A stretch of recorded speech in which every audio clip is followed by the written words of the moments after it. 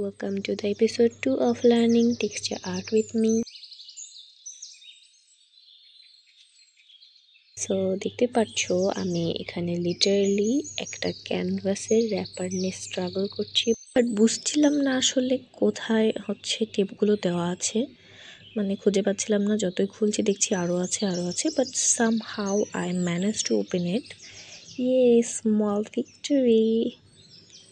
তারপর আমি কিছু র্যান্ডম লাইন ড্র করে নেব। স্পেসিফিক কোনো রুল নেই, আমার যা মনে আসে তাই। টেক্সচার তো আসলে এটাই। Before we get into it, let me show you some things that I recently purchased. Glue, যেটা মূলত 60 টাকা নিয়েছে, এই সুপার গ্লুটা মনে নেই। অ্যান্ড এই টাইলস জয়েন্ট ফিলার, এটা আমার কাছে 50 টাকা নিয়েছে।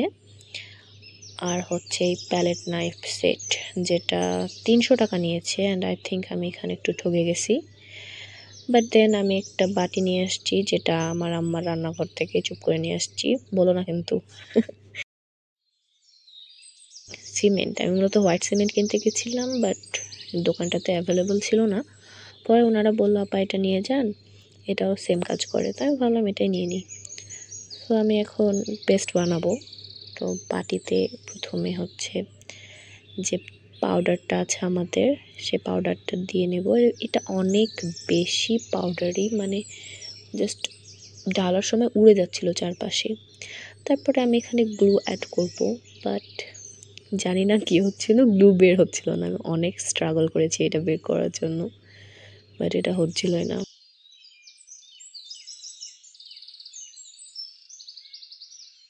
দেন আমি ভাবলাম পুরো মুখটাই খুলে ফেলি। দেন আবার আমি হচ্ছে মুখ খুলে বের করলাম।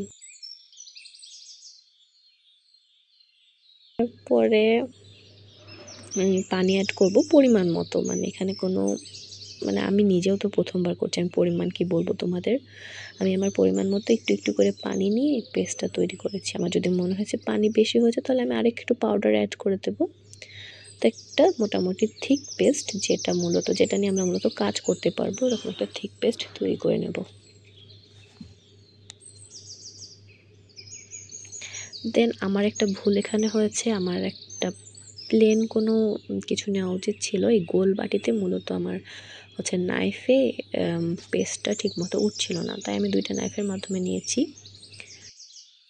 এখন মূলত সবথেকে মজার জিনিসটা শুরু, যেখানে আমি র্যান্ডমলি নাইফ দিয়ে ক্যানভাসের উপর স্ট্রোক দিচ্ছি, কোনো পারফেকশন হবার চিন্তা ছাড়াই। যদি পারফেকশন নিয়ে ভাবতে যায়, তাহলে আসলে জিনিসটার মজা থাকে না, তখন মানে আর এনজয় করতে পারবো না।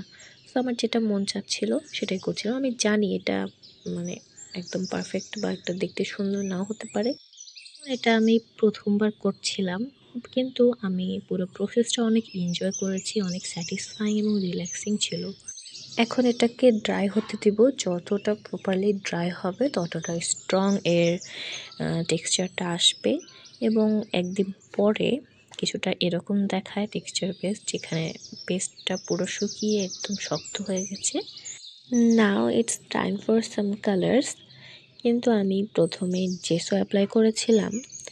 আমার মনে হয় যেহেতু পেস্টটা একদম সাদা, সেহেতু জেসো অ্যাপ্লাই না করলেও চলতো, বাট আমার মনে হলো একটু জেসো অ্যাপ্লাই করে দেখি কেমন লাগে। তো আমি ফার্স্টে 1 লেয়ার জেসো অ্যাপ্লাই করে নেব। জেসোটা ভালো মতো ড্রাই হবার পরে step by step colour add করে নেব। তো আমি একটা সাইড হচ্ছে ব্রাউনিশ টোনে রাখতে চেয়েছিলাম, যেখানে লাইট ইয়েলো ব্রাউনিশ থেকে ডার্ক ব্রাউনের দিকে যাবে। এখানে যেহেতু অনেক উঁচু নিচু অংশ আছে, সেহেতু ভালো মতো খেয়াল করে নিতে হবে যে সব জায়গায় রঙটা প্রপারলি হচ্ছে অ্যাপ্লাই হচ্ছে, মানে সাদা অংশ দেখা যাচ্ছে না, এরকমভাবে অ্যাপ্লাই করতে হবে।